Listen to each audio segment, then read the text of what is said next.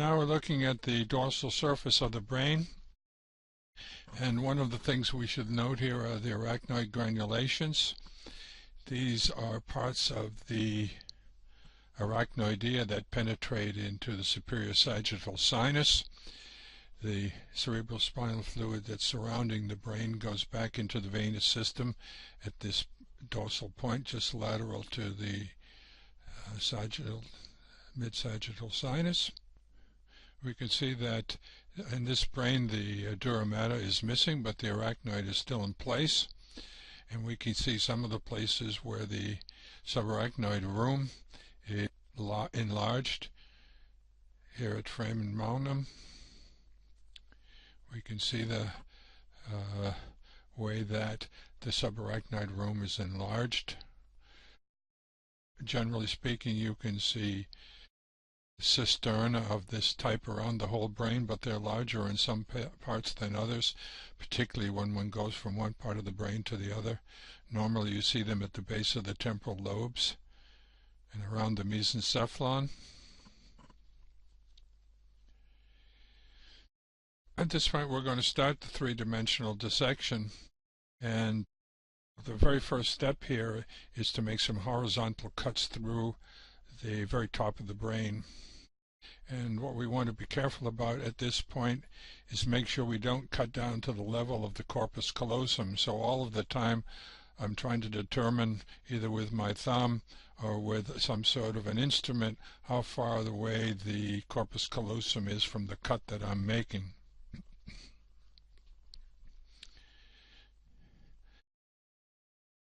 At this point we can see the white matter, or centrum semi-ovale, which looks to be uniform in texture, but in reality it has a lot of directionality, some of the fiber systems in there, which we will see. Here I've cut down to the level of the ventricles, and I was lucky that this brain is a symmetrical brain so that you can see the ventricle system on both sides. So the next part of the dissection is to remove the cingulate gyrus but leave the corpus callosum in place. So here I am removing the cingulum, and we can see here the corpus callosum, which of course connects the two brains at the midline, and it is not really just a straight over connection. There is a certain amount of curling of the system once it gets to the other side, like this, so that what one sees in that white line there is actually the capsula interna and the corpus callosum together. So I want to finish removing the cingulate, but I also want to look into the ventricular system, because here I can see the plexus choroidea, so the choroid plexus sitting here, and to the left of that is the thalamus, and we're going to look at this part more carefully when I lift the corpus callosum up. Here we have the caudate nucleus lying in the lateral part. So here I remove the rest of the cingulum, so we can now see the corpus callosum, and I'm going to make a very special sort of triangular cut down into the region of the lateral ventricle here, where the inferior and the basis of the ventricle system meet each other, the so-called trigone. And I want to do that because I ultimately want to look down inside of the inferior horn of the ventricular system so that I can follow it in this dissection. Because essentially what it amounts to is me putting my knife in the lateral wall of the inferior horn and cutting down as far as the ventricular system goes. So here I'm putting my pinceps down inside there. That's the direction I want to go. And essentially it's a cut that's going to be through the lateral surface of the temporal lobe. So here I put my knife into the lateral ventricle at that trigonal area, and I cut down, keeping my eye all the time on the lateral ventricle, because I want to make sure I'm in the wall of the lateral ventricle and not deeper in, for example, the hippocampus, which is coming into view here. There's a slight artifact that you can see on the surface of the hippocampus.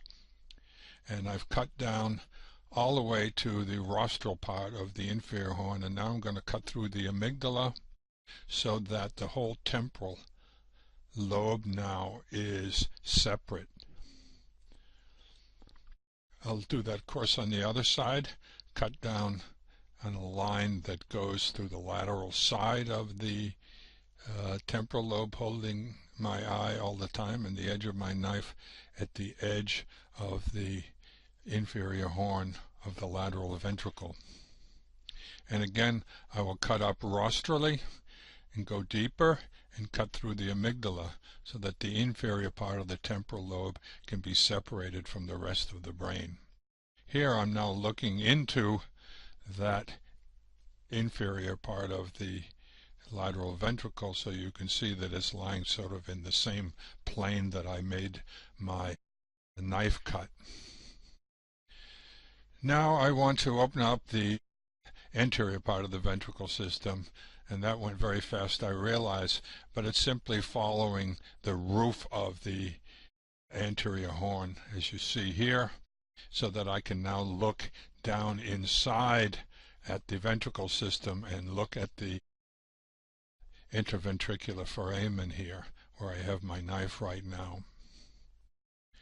And we want to know where that is because in the next part of the dissection we're going to make a cut from the interventricular foramen rostrally through the septum pellucidum and through the genu, or the knee of the corpus callosum.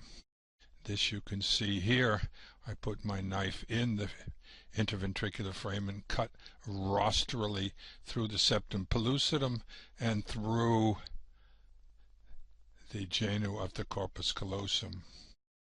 Now I can see here the fornix, and I'm going to try to keep the fornix on the upper part of the dissection here that I have my left hand on. So I'm being careful here to try to maintain the telechoroidea.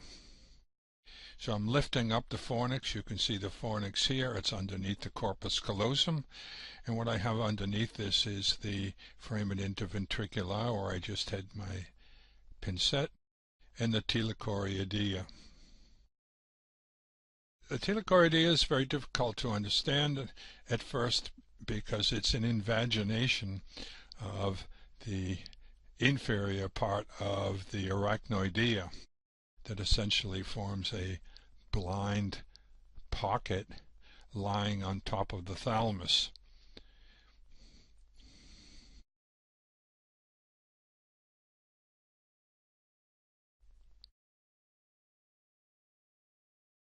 You can see the internal cerebral veins. I'm trying to show you with my finger how that telechoroidea is actually formed. Imagine my finger coming in from underneath the splenium of the corpus callosum. So I've actually split this preparation at the fissura choroidea, which is that line between the telechoroidea lying on top of the thalamus here and the edge of the telechoroidea, which is the plexus choroideus.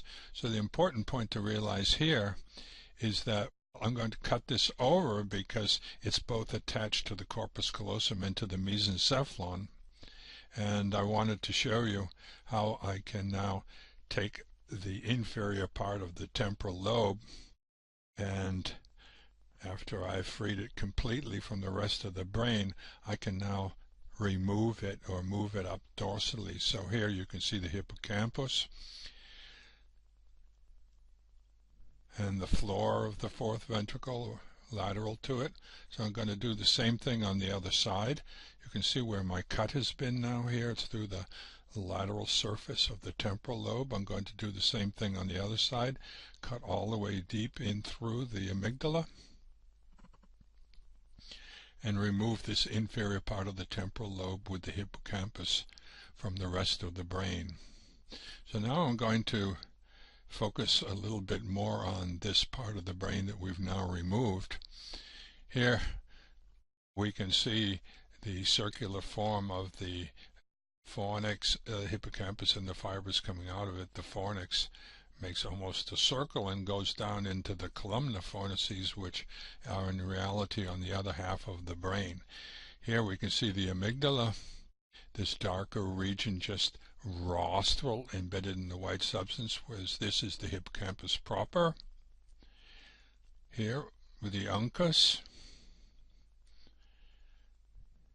and here is the amygdala. Of course, it's more complex. It's not a uniform structure. It has a number of nuclei within it.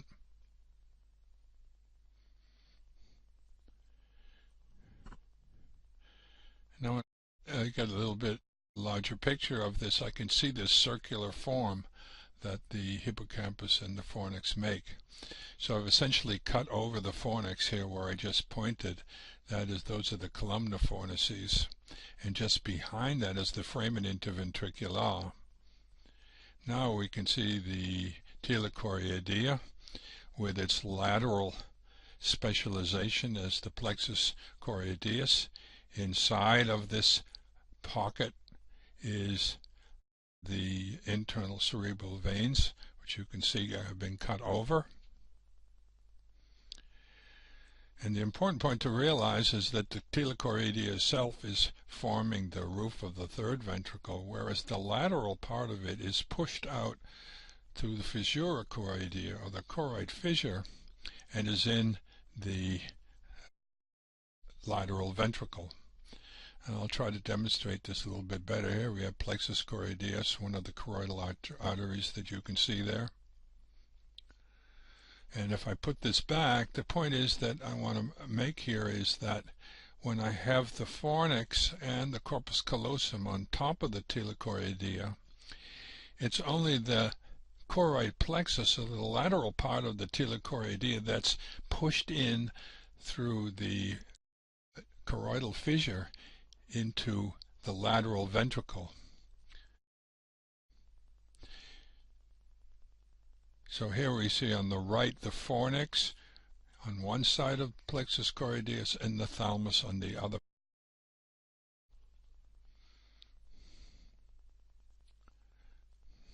Of course, the plexus choroideus goes all the way down into the inferior horn of the lateral ventricle. So what we're looking at here, that major cut in the middle, is really an artifact. Here is the septum pellucidum that we cut through. So I cut by putting the knife into the foramen interventricular, or the interventricular foramen, and I drew the knife rostrally through the genu of the corpus callosum. So here you can see the cut part of the genu of the corpus callosum.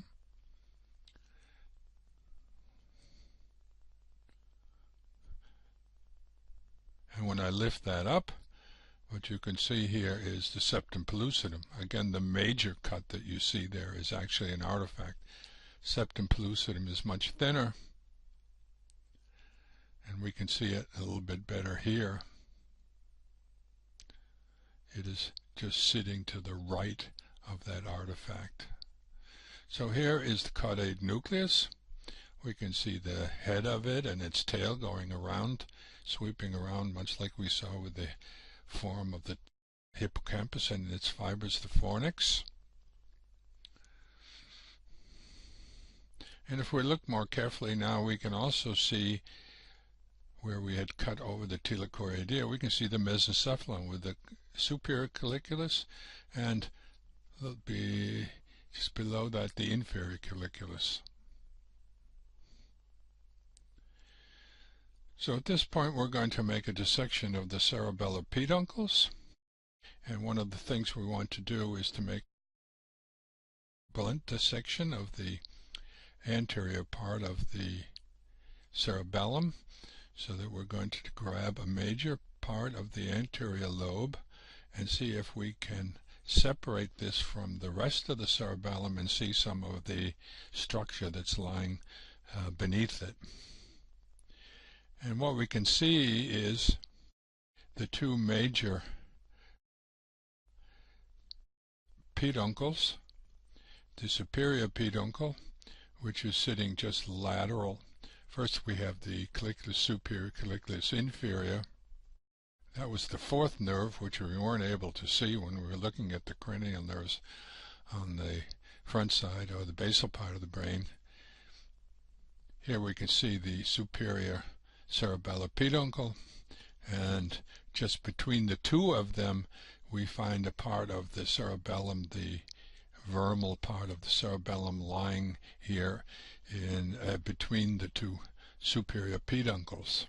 Now I'm going to place my knife in such a way that I can cut parallel to the surface of the superior peduncle, and then I can identify the nucleus dentatus, which is sitting deep inside of the cerebellum, and we can see the fibers coming out of it going up through the superior cerebellar peduncle up to the thalamus.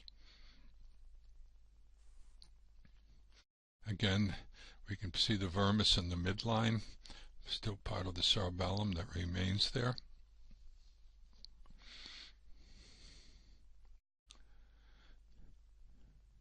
And if I do the same thing on the right side of the cerebellum, that is to make the same cut, then we can see the beautiful symmetry of the brain here with the dentate nucleus on the two sides of the cerebellum, each one feeding up to the ventrolateral thalamus and eventually up to cortex. So this is the major output of the cerebellum we're looking at. The other deep nuclei are relatively difficult to see. If I now go to the basal surface of the brain, I'm going to make a dissection of the two other cerebral peduncles, the inferior and the middle cerebellar peduncle. So in order to do this, I have to remove the so-called tonsillar region of the posterior lobe of the cerebellum.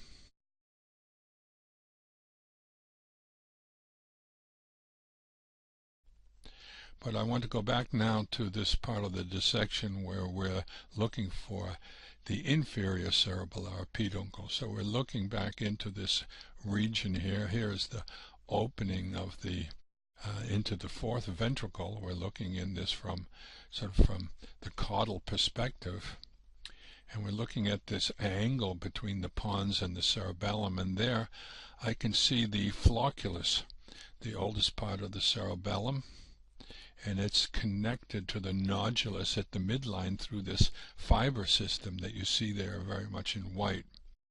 I can also remove part of the eighth cranial nerve. That's part of the cochlear nerve that goes over the inferior cerebellar peduncle, goes to the dorsal cochlear nucleus, and here you can see I'm separating out a fiber system that's coming from the spinal cord and going up into the cerebellum, which I otherwise couldn't have seen because the flocculus and its stalk are sort of covering over it.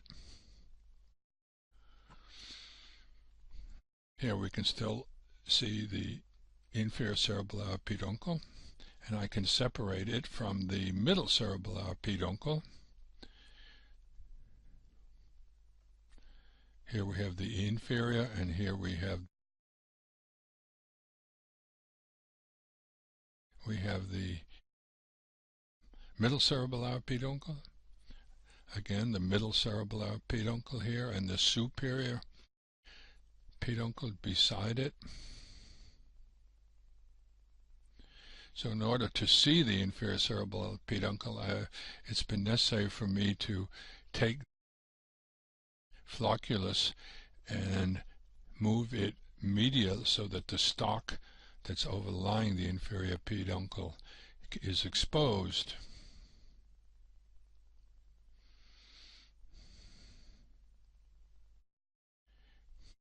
Now we're going to take a closer look at the insular region. I'm going to show you exactly where we're going to be looking, putting back the brain together again, so that you can see that we've cut through the lateral part of the temporal lobe, but I'm now going to go into the Sylvian fissure and remove the middle cerebral artery and the arachnoid membrane that's lying over that.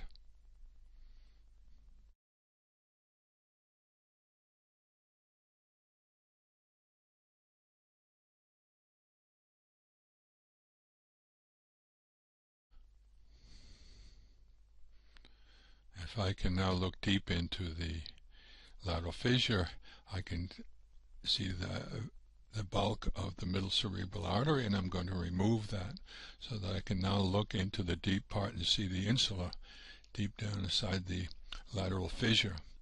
Now I'm going to make another blunt dissection here by simply pulling parts of the opercular region, which are the so-called lips that are surrounding or covering over the insular region. And when we do that, we can already see that there's a certain amount of structure in the white substance here. We can actually see part of the fibers that go from gyrus to gyrus. We can also see some of the fibers that go from one lobe to the other.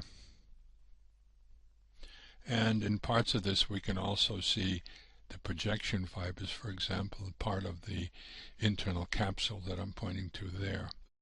So the internal capsule is sort of like a fan-form structure that is medial to all of this which we see here now. So it's the deepest part of the white matter. I can try to remove some of the more superficial parts of the white matter here, because we had, of course, gyrus to gyrus, then we have lobe to lobe, and then we go deeper. We'll be able to see the internal capsule in which fibers are passing both in and outside, and if that, you can see in that region here that it's a more radial orientation that we see in this part of it, because we're down now to the deepest layer of the white matter, the so-called internal capsule.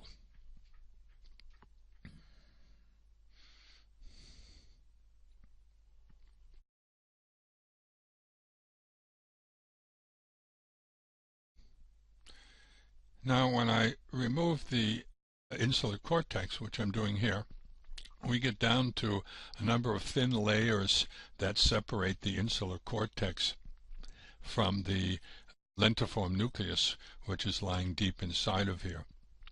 At the bottom here we can still see some of the association fibers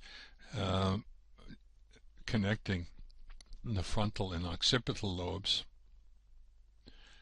And then we can also see a curving structure here, the so-called fasciculus uncinnatus, which connects the frontal lobe with the temporal lobe.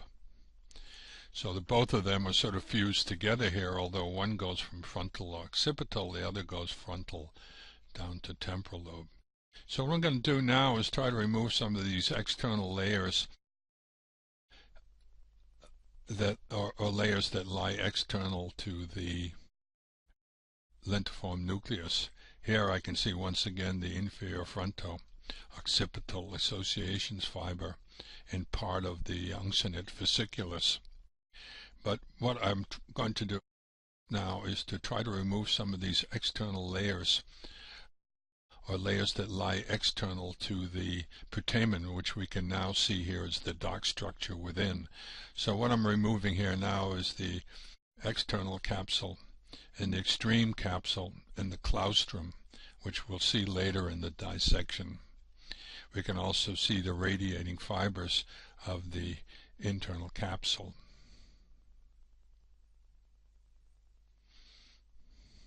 Now I'm going to put this together again, and we're going to look at this more carefully to see the ventricular system, which we've essentially opened up laterally or dorsally around its entire extent.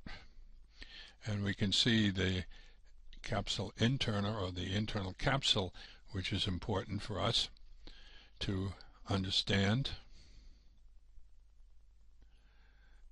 Then we're going to move to the other side of the brain, and we're going to do the same thing here, at least in the start.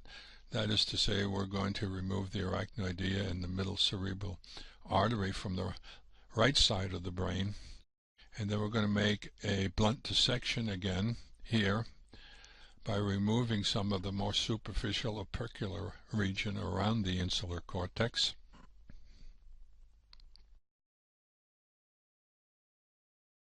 But in this case, rather than remove the layers of the insular region from the lateral side,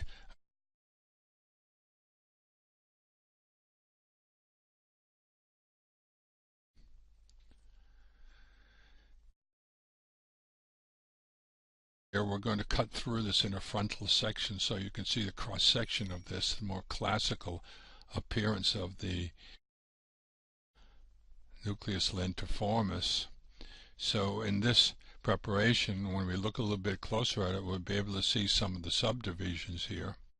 Most lateral, we see the cortex and then the capsula externa claustrum, and then we come into the putamen. And more medial, we have the globus pallidus, which it is possible to see some subdivision if you look very carefully into the external and internal components of the globus pallidus.